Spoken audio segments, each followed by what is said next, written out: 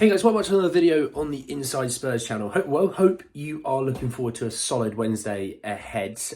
This is in the morning, obviously. I'm recording this nice and early. So you're probably either on your way to work, you're waking up to start your work, where your desk is right next to your bed because you're working at home. But we've got an interesting story sitting around, the minority shareholdering takeover investment that Spurs would like, and got a bit of information around how the QSI, the Qatari Sport Index, tried to.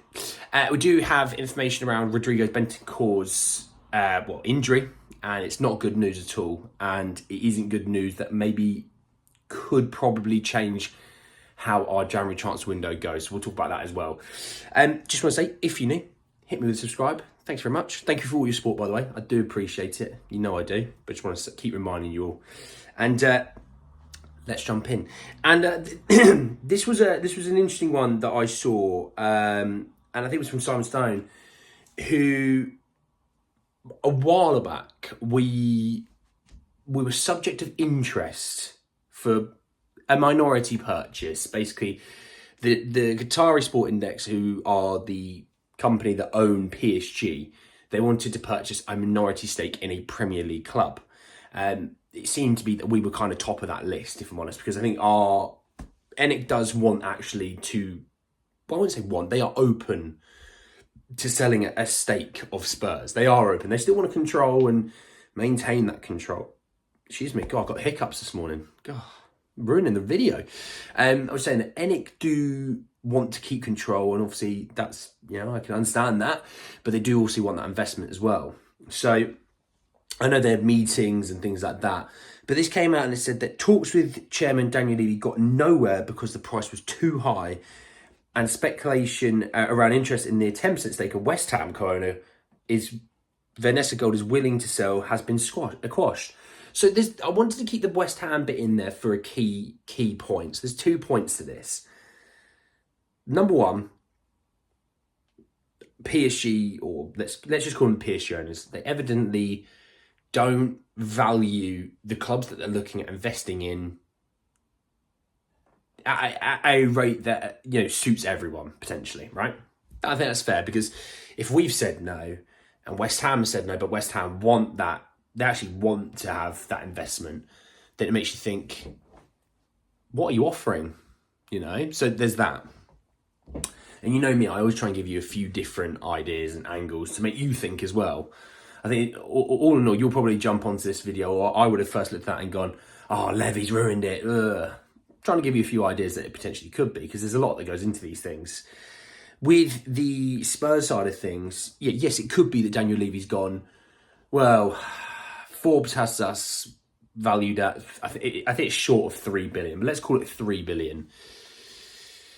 And you want to buy 10%, that'll be 300 million. But by the time that we want to sell, we're going to be worth more. Okay, so we want 400 million for that 10%. You see, you can kind of see how that would work. And I can understand, to be fair, you'd always want way more than it's actually worth. I totally get that. I think no one's going to say to ENIC that they're devils for that. They're not. That's the way the world is. You'd always want more than what it's worth. If you sell a car and it's worth 5,000, but you don't tell someone the price and they go, I'll give you $6,000 for that. You go, yes, please.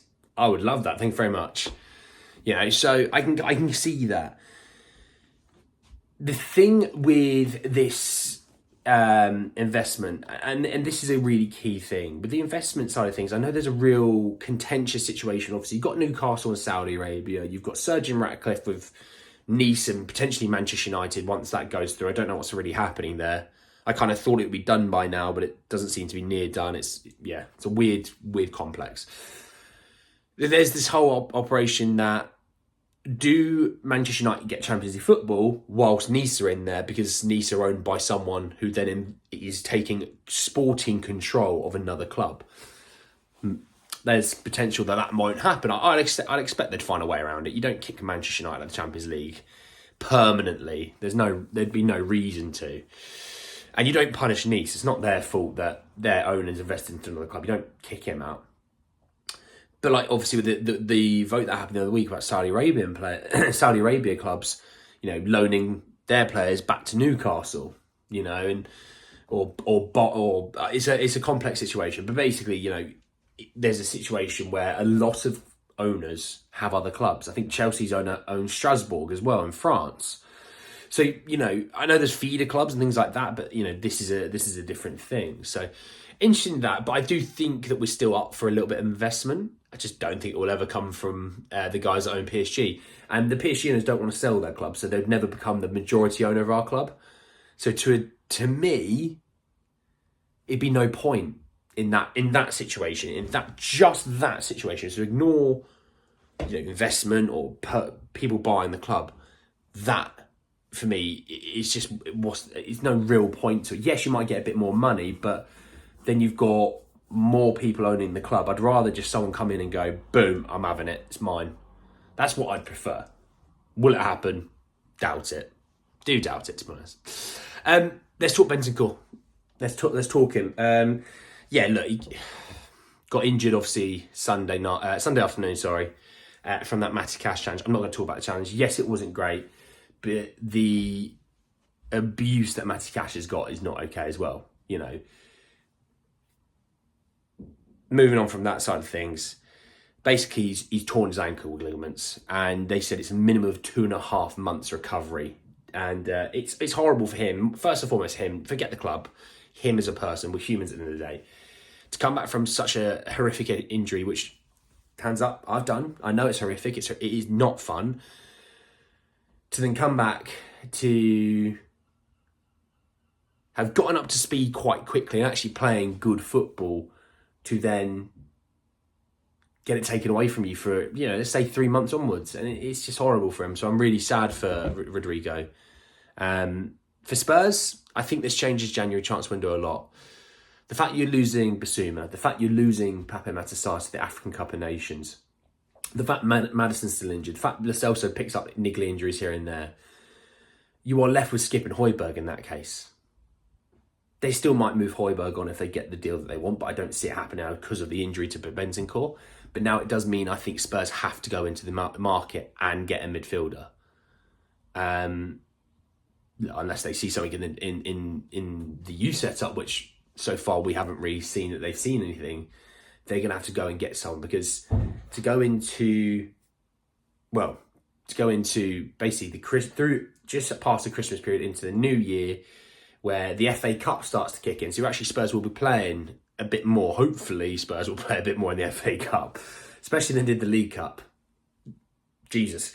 The situation on that is adding more games to the stockpile. And if you're going, well, we've got Lo Celso, we've got Højbjerg, we've got Skip.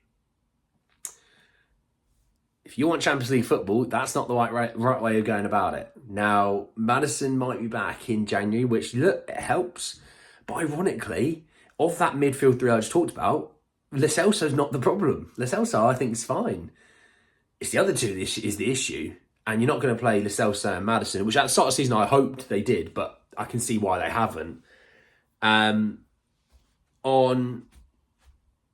the other side of things, yes, look, Mali and Senegal, I think is Pape Matar's team. Maybe they don't do very well. I hope they do, because I want those boys to have a great African Cup of Nations. I love them to win it. As much as Spurs fans go, no, what about home? What about home?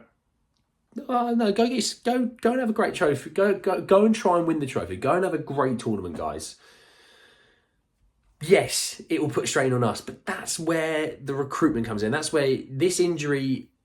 Now it's the November 29th.